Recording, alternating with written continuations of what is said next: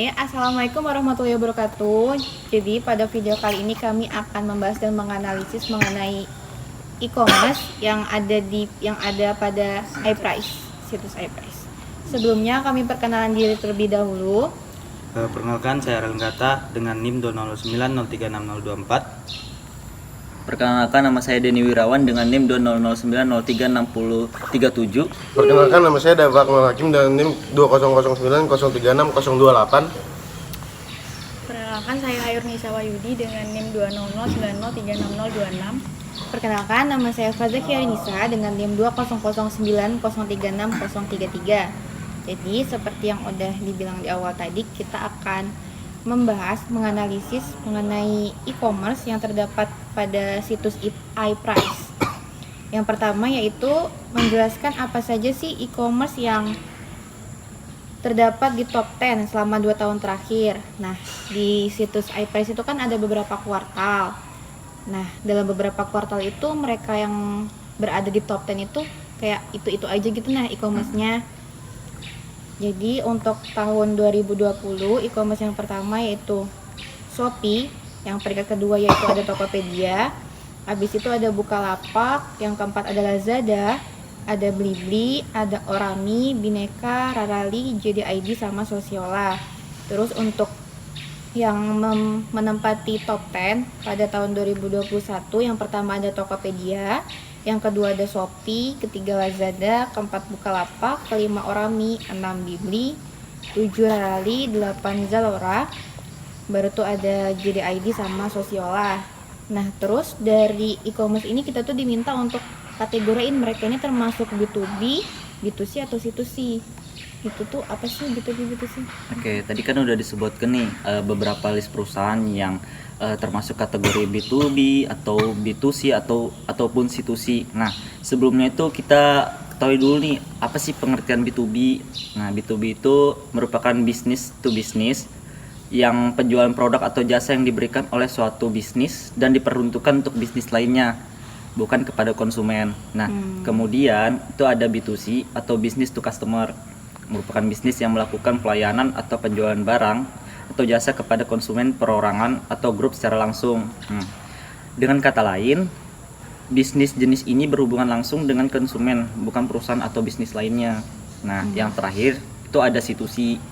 C2C itu merupakan model bisnis di mana customer atau pelanggan dapat saling menjual dagangannya kepada satu sama lain. Seperti itu. Oh, berarti kalau misalnya dari penjelasan B2B, B2C sama C2C tadi, untuk Shopee itu berarti termasuk B2C sama C2C. Ya.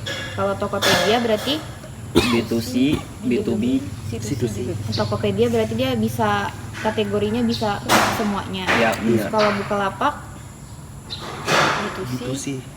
C2C juga bisa. oh, untuk Lazada ini B2C sama C2C. Blibli ini dia pakai B2C. Orami B2C, Bineka pakai B2B, Rarali B2B juga, JDID B2C, Sosiola B2C. Terus untuk bedanya tadi kan di 2021 ada Zalora. Nah Zalora tuh pakai apa dia kategorinya? B2C sih. Pakai B2C. Iya, benar. Nah tadi kan ada top 10.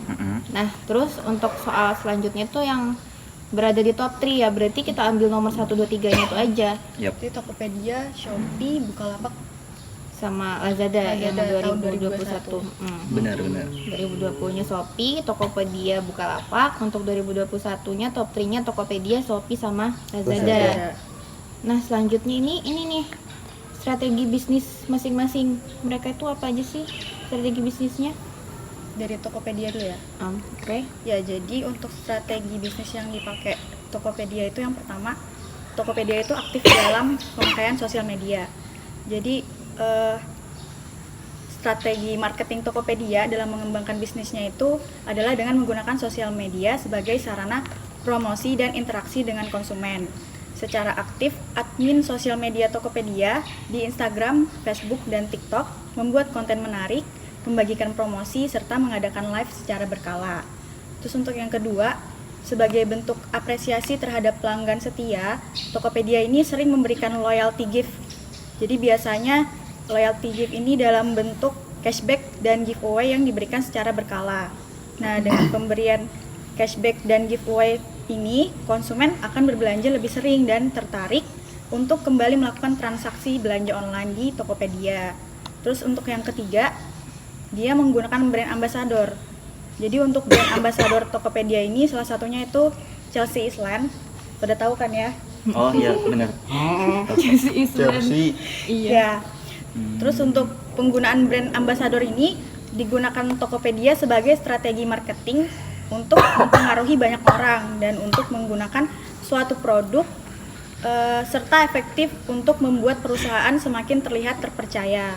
Jadi brand ambassador ini akan dipilih berdasarkan image artis atau selebritas yang paling sesuai dan paling baik di mata publik.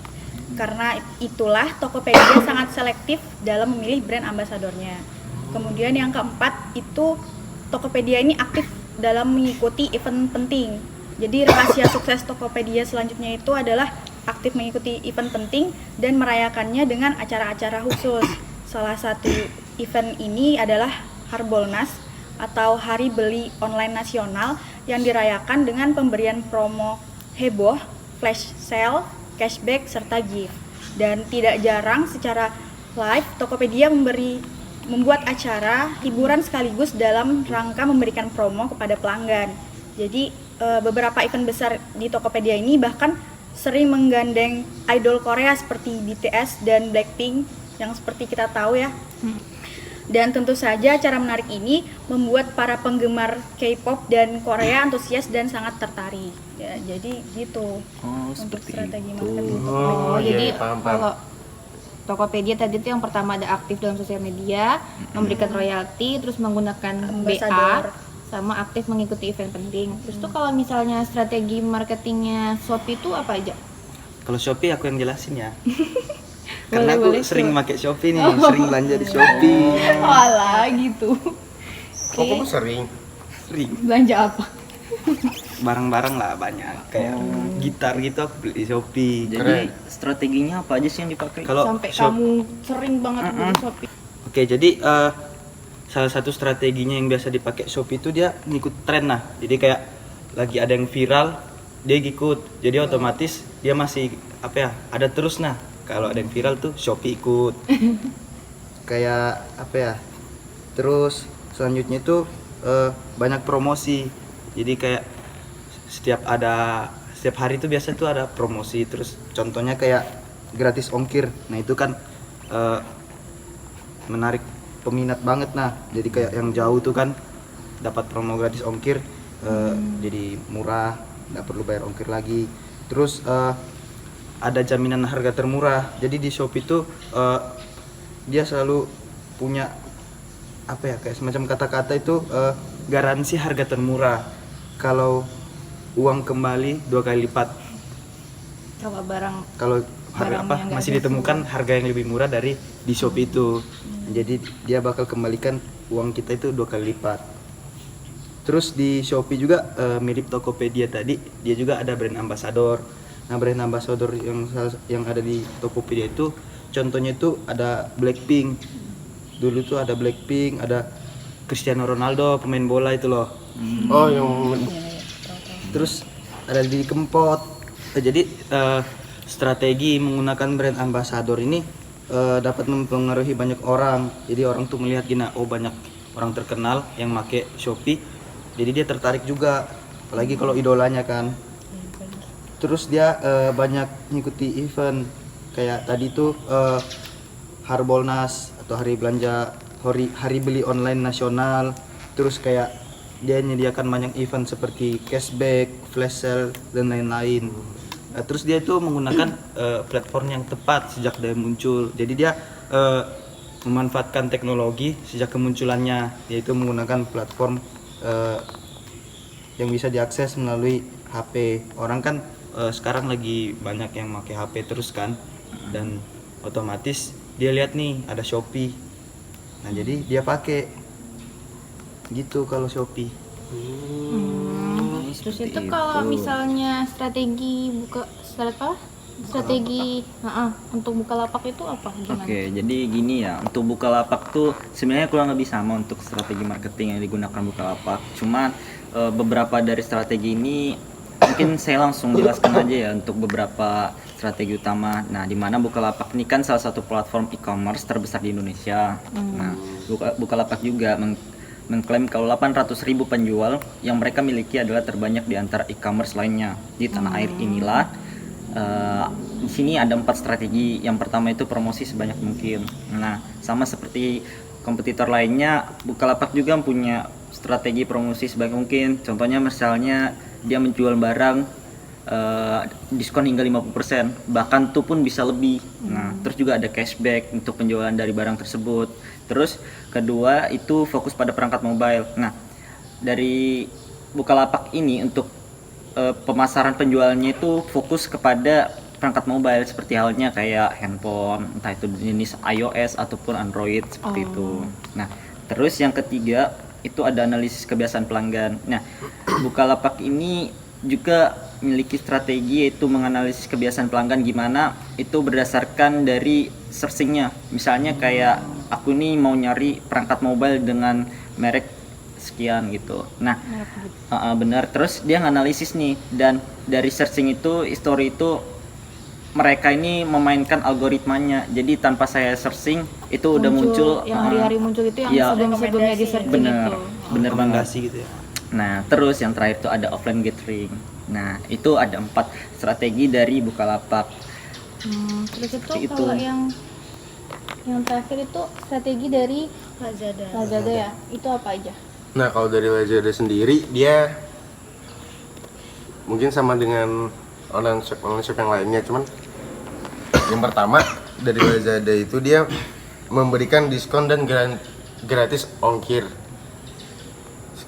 Itu strategi marketing yang pertama. Nah, karena dengan memberikan diskon yang cukup besar pada setiap pembelian produk tertentu. Di samping itu, Lazada juga menawarkan biaya pengiriman yang sangat terjangkau, atau kadang juga bisa gratis untuk setiap biaya pengirimannya.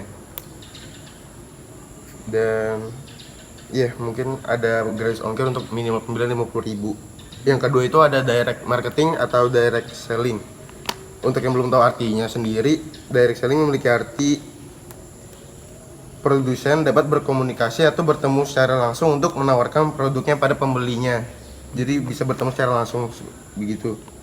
Jadi penjual dapat memasarkan barangnya ke konsumen tanpa perantara walaupun secara online.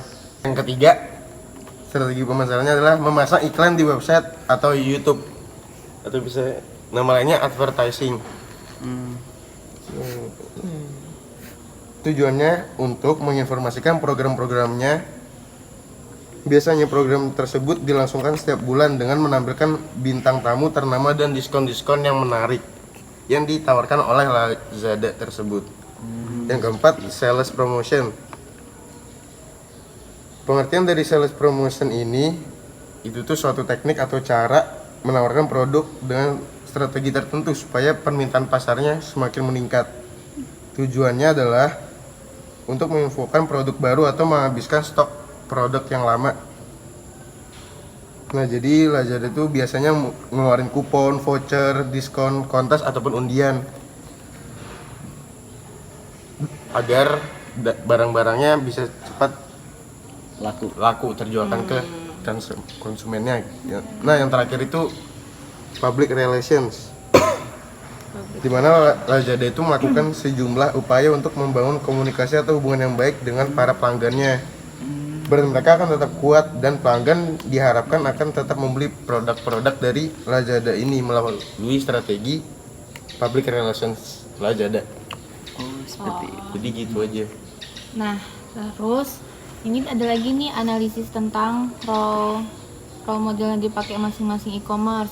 Kalau yang kemarin dijelasin itu role model itu dia tuh kayak dari e-commerce ini harus sampein target kesekian gitu lah.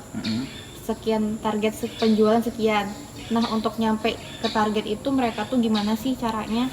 Mirip sama strategi sih. Jadi kayak dia tuh pakai metode apa pakai metode apa, harus gimana supaya e-commerce ini nyampe ke target yang ditentuin itu. Gitu sih kalau role bisnis. Oh, seperti itu. Nah, mungkin itu dari analisis-analisisnya, jadi dapat kita simpulin untuk top 10, yaitu 2 tahun terakhir ada Shopee, Tokopedia, Bukalapak, Lazada, Blibli, Orami, Bineka, Talali, JDID, sama Sosiola. Nah, untuk masing-masing e-commerce ini mereka nggak cuma satu kategori ke konsumennya itu yang B2B B2C, ada yang Iya. punya 2 kategori, yaitu kayak Shopee ada B2C sama B2C, terus Tokopedia B2B, B2C sama C2C C2C, Bukalapak B2C, C2C. Nah, terus juga pada masing-masing e-commerce ini memiliki masing-masing strategi yang berbeda, tapi ada juga yang sama, kayak tadi di Tokopedia punya brand ambassador, di Shopee punya brand ambassador juga, Bukalapak ada IBA juga, terus di yang terakhir Lazada juga punya brand ambassador yang fungsinya buat menarik konsumen. Oh, orang ini nih pakai ini, berarti kita juga harus pakai ini dong. Jadi kayak narik gitu-gitu. Ya, benar-benar. Terus untuk strategi yang lain mungkin yang bedanya dikit-dikit aja, rata-rata sama-sama tujuan utamanya juga narik konsumen. Ya, benar banget. Mungkin sudah. Ya, cukup. Oke, cukup sekian diskusi dari kami kelompok 7. Mohon maaf bila ada salah-salah kata. Ya, wassalamualaikum warahmatullahi wabarakatuh. Terima kasih. Terima kasih.